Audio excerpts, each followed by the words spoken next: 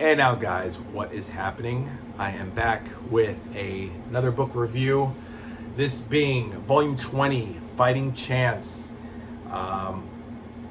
Two more volumes before I'm finally finished with Cap, and one more to read before we say goodbye to Mr. Mark Gruenwald's wonderful writing on this title. What can I say about Fighting Chance? You know, guys, it's the mid-90s, and I think they're pulling out all the stops as far as where they can go with Captain America before they reboot him, along with all the other Avengers, Fantastic Four titles, Hulk, Thor, Iron Man, all of that stuff gets rebooted around 96, while X-Men and Spider-Man are pretty much safe. In this volume, you know, Cap is going through some shit, some pretty bad shit. The super soldier serum is now working against him, and it's killing him slowly. So, what's Cap to do, right? He should be stopping and considering retiring from being a superhero, but Cap being Cap, and he's gonna Cap, is just gonna keep on fighting, and that's what he does. Cap pretty much can't say no. He can't let go to doing the right thing, doing good things, and that's pretty much saving lives where is needed. So Fighting Chance is the title of the book is in regards to the 6-part storyline from 425 through 430, but I think it was actually cut in half. I think it was 425 through 427 was the first part, which included Super Patriot, not John Walker, but another guy who apparently is Mike Farrell. They didn't reveal it here, but they'll reveal it, I guess, next volume. Mike Farrell, who was, or Farrell, who was Steve's neighbor in the Brooklyn Heights building at 569 Lehman Place, and who was a watchdog, becomes Super Patriot. And he hooks up with this dude named Dead Ringer, who has the power to mimic dead characters. I think only villains, because it's part of a conspiracy to, again, fuck with Cap's reputation. So this guy Dead Ringer becomes Mirage, he becomes Blue Streak, he becomes, you know, all these dead guys, Death Adder from the Serpent Society for like a brief second. Basically they want to discredit Steve like everybody else does. At one point, the dude turns into Porcupine while Super Patriot Mike is posing as Cap, and they go to a party. This is in 425, by the way. And people get injured. You know, Cap is purposely acting responsible, but it's not really Cap. So they haven't said why Mike is doing this, but I have a feeling it's because of what happened with the Watchdogs. I think it was around volume 17 during the Superior Stratagem. I forget which issues, but Mike holds Captain America responsible, and I don't think he knows that Steve is Cap, but we'll see. So yeah, Dead Ringer is posing as dead villains and causing all sorts of mayhem, but of course Cap wins in the end, and that is at the end of issue 427. Then 428 to 430 introduces this guy called AmeriCop, who is a human. I thought he was like a robot, like RoboCop, but it's AmeriCop, and he's just basically a guy from Houston, Texas, who just goes around killing. He poses as a cop, but he goes around killing perpetrators. He's on a mission to find missing children, which leads him to a mansion down in New Orleans, which coincidentally is where Diamondback, Rachel Layton, Cap's girlfriend, is looking for answers about Snapdragon, because Dead Ringer also posed as Snapdragon, so he can only absorb dead people's powers and abilities and their looks if they're dead and if he touches them. So apparently Snapdragon is dead, and that answers Rachel's, you know, her mission to go down to New Orleans. And this leads to Damon Dran, who was Black Widow's enemy. I don't know if you guys remember, a because I forgot when I was reading Black Widow Volume 1 and I think also Volume 2, Damon Duran was her enemy as well as Daredevil's. So, and he's the indestructible man, and so he can't get killed or whatever. So he has this big mansion in New Orleans, and there's like a huge fight out with Cap, Diamondback. There's Moonhunter, Zach Moonhunter, Cap's pilot, and AmeriCop. They temporarily joined forces, but really AmeriCop didn't really help out. He just did his own thing, and people are blown up and destroyed. So it's a very violent, almost like an action movie sequence with this. And this all ends with issue 430, which is the end of the book itself. We also get like 420 to 424. I forget what they were. I know 423 is a special World War II story. Oh yeah, Cap fights Namor because Namor, the Submariner, kidnaps Franklin Roosevelt, the President of the United States, FDR. And I laugh, I chuckle because at one point FDR and Submariner have this, I forget what they talk about. It was actually a pretty good scene, but they're just talking like men, and Namor just wants to protect Atlantis, and you know, men back in the day were just such pricks. Americans were pricks. Men in general, you know, when it comes to like imperialism and politics, it's just, and even to this day, we're dealing with that same patriarchal bullshit. But you know, FDR is a cripple from polio, or due to polio, but he manages to fight a Nazi who has him held hostage. It's just pretty cool how they have a real life historical figure mingling with Cap and Namor.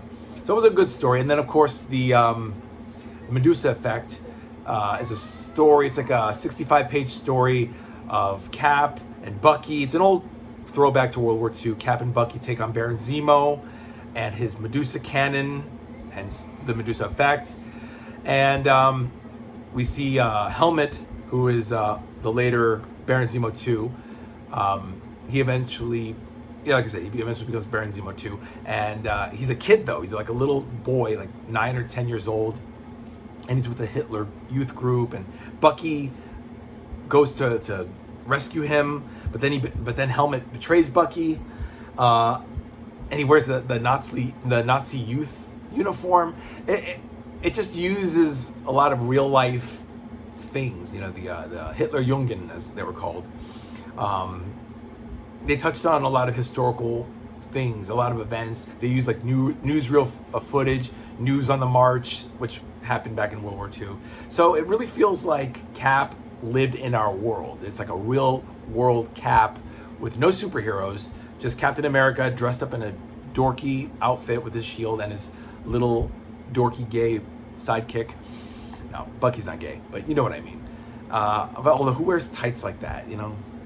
Anyway, but I liked it, and I like that they wrap around and create a definitive origin of Baron Zemo, how Baron Zemo, you know, got the adhesive X stuck on his face, just the origin of Helmet. The mom, the wife of Heinrich Zemo, Hilda, she actually helps Cap. You know, I thought she was going to betray him, but Hilda, she's the one that posed. Oh yeah, and Nikola Tesla. That's, guys, I'm just like remembering now because it was yesterday that I read this. I started the book yesterday and finished it today, so it's like 24 hours later. I forget all the details. Nikola Tesla is involved, another historical character, real life character.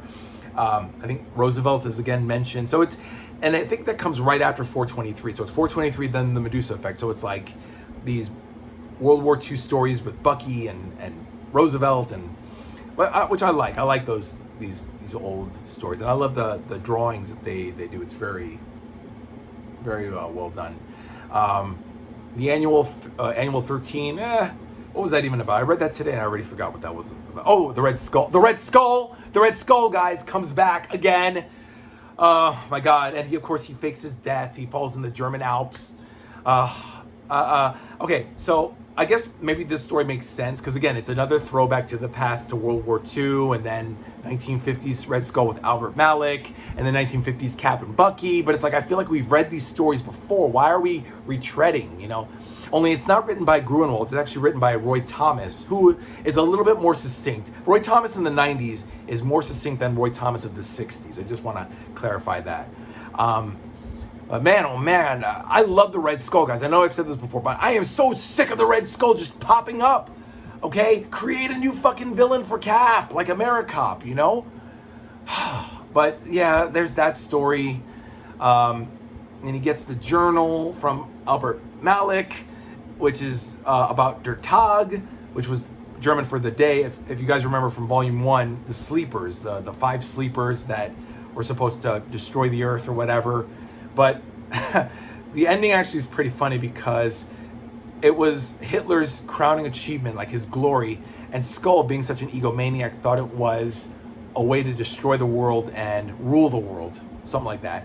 But it ends up being Hitler's medals from World War I, his art, because, you know, Hitler was an artist who drew, you know, architecture. And Skull can't comprehend that this meaningless, useless crap means something to Hitler. It was supposed to be what's Hitler's greatest achievements. And it's kind of sad, if you guys really think about it, that Hitler really thought, wow, my art is my crowning achievement, my glory, you know?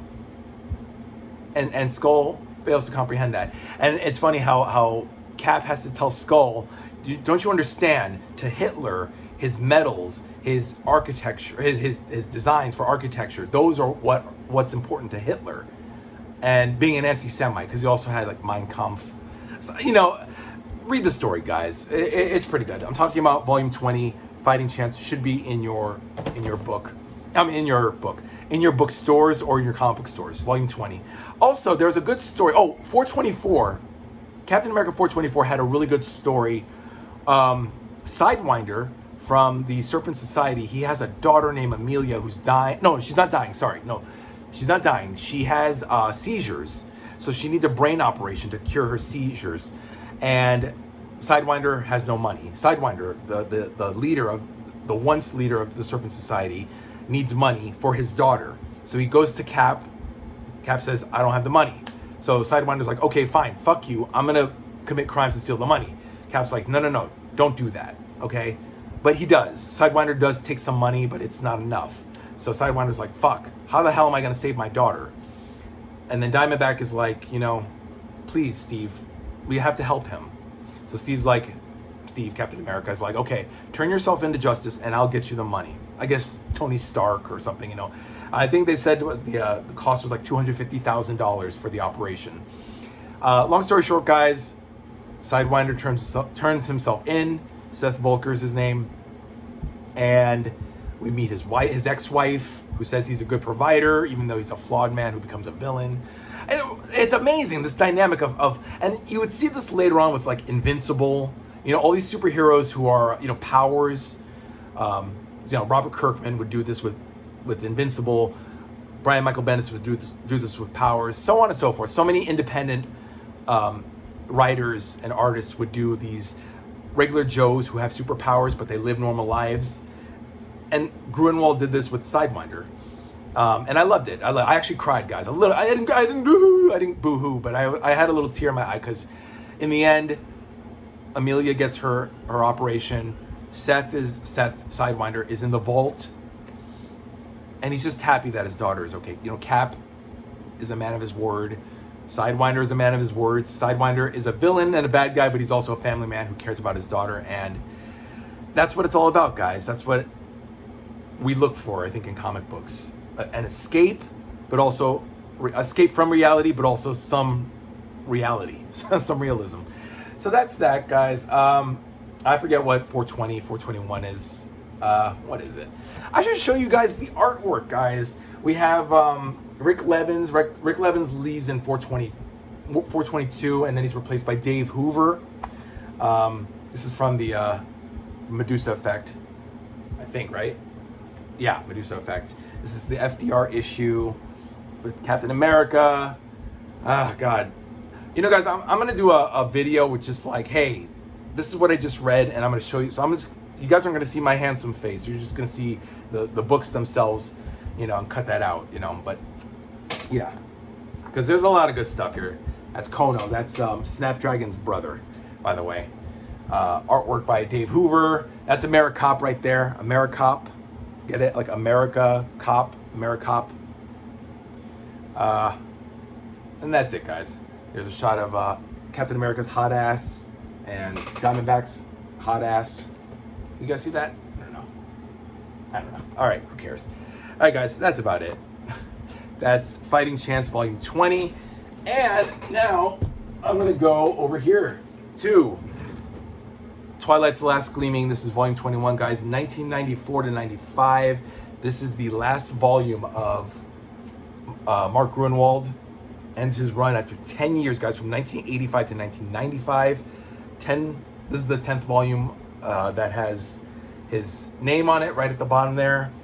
And then sadly, Mr. Gruenwald will pass away from, what is it, a heart attack in 1996? Yeah, it's a bummer. In September, I think it was. But I could be wrong. Anyway, thank you guys so much for tuning in. Yeah, that's it. Enjoy your weekend. Is coming up soon, and I'll be back in a couple of days with Volume 21's book review.